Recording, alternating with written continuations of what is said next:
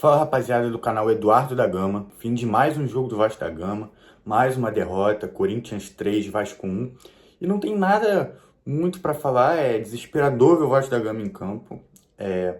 Hoje ficou claro uma coisa que é muito importante a gente ressaltar: venceu o time que se reforçou na janela de transferência do meio do ano.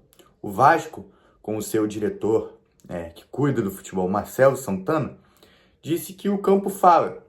E o campo vem falando bastante sobre o Vasco da Gama já tem um tempo. E hoje, com o treinador Paiva demitido, ficou muito claro o que o campo fala. O campo fala que o Vasco é um time despreparado, é um time que não tem tática, é um time que fez os seus pontos milagrosamente. E eu volto a repetir isso porque é muito importante. A derrota de hoje, com 25 minutos de jogo, o Corinthians já tinha liquidado a fatura, já tinha acabado o jogo. O Vasco não tentou competir. Esses textos que foram vinculados durante a semana não existiram. Então, assim, o Vasco hoje fez uma partida vergonhosa. Foi vergonhoso ver o Vasco em campo hoje. 25 minutos de fatura liquidada, já tinha acabado tudo. Não tinha o que fazer, não tinha o que falar. Você via o time do Corinthians com vontade, com equilíbrio, sabendo atacar, sabendo se defender, sabendo morder a equipe do Vasco. E você viu um Vasco igual uma barata tonta, assim, ó. Onde é que a gente vai? O que a gente tem que fazer agora? Entramos com laterais dobrados, que já vem acontecendo, Leandrinho e Puma. Entramos com tudo para se defender. E com 25 minutos de jogo, o Vasco não tinha nem conseguido se defender e nem atacar. Então, eis aí o ponto de erro do técnico Paiva, que foi demitido. Aí o erro dele: entrar com jogadores suficientes para se defender, mas não conseguiu o time se defender. E agora nós temos o erro dos jogadores. Jogadores sem vontade dentro de campo. Não havia nenhuma vontade em campo. Nenhuma. Os jogadores estavam completamente perdidos, sem vontade alguma de vencer esse jogo. E ficou claro. Ficou claro pela discrepância de vontade entre os jogadores. E agora, o senhor Marcelo Santana, ficou aí provado que o seu campo fala. E o campo não falou, o campo gritou com você. O campo mostrou que o Vasco da Gama é uma equipe despreparada, sem reforços, com jogadores sem muita qualidade, salvo engano alguns, beleza? Salvo engano poucos. Aí, mais uma derrota do Vasco. O Vasco chega a 4 derrotas seguidas. Tomou gol em todas, obviamente, mas só fez um gol nos últimos 4 jogos. Tem o time do Botafogo, que é muito bom, tal. Não importa. O Vasco só fez um gol em 4 jogos. Aí se você vai pegar, 3-0 pro Fortaleza, 3-0 pro Botafogo, 1-0 Inter e 3-1 Corinthians. São 10 gols em 4 jogos. Onde é que isso é normal, gente?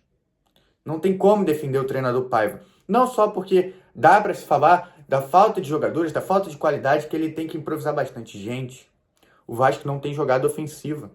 A gente conseguiu os nossos pontos cruzando do Piton pro Verratti e fizemos esses 43 pontos maravilhosos pro que foi. Porque 43 pontos foi muito pro que essa equipe do Vasco fez até agora, viu? Foi muito.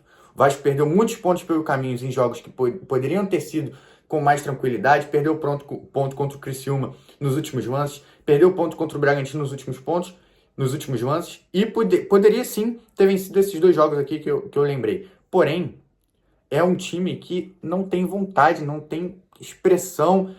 O torcedor do Vasco da Gama assiste o jogo e se sente desesperado, porque não consegue ver a sua equipe trabalhar a bola, não consegue criar. Hoje o Pumita fez um bonito gol. Um gol que ele já tinha feito antes, parecido.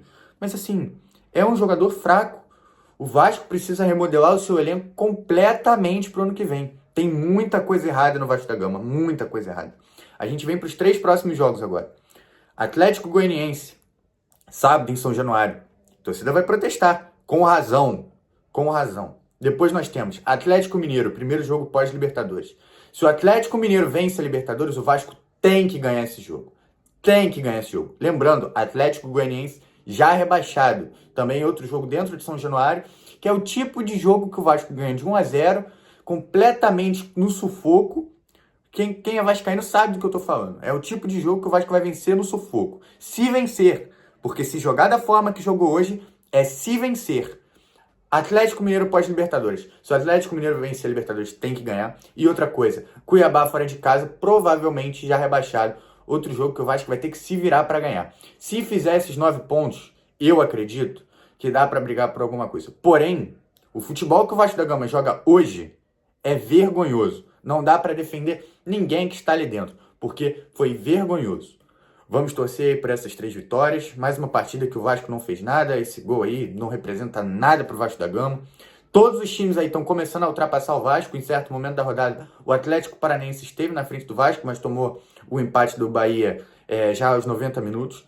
Uma rodada péssima para o Vasco da Gama, não só pela derrota, mas porque os times lá de baixo estão acordando e o Vasco voltando a dormir.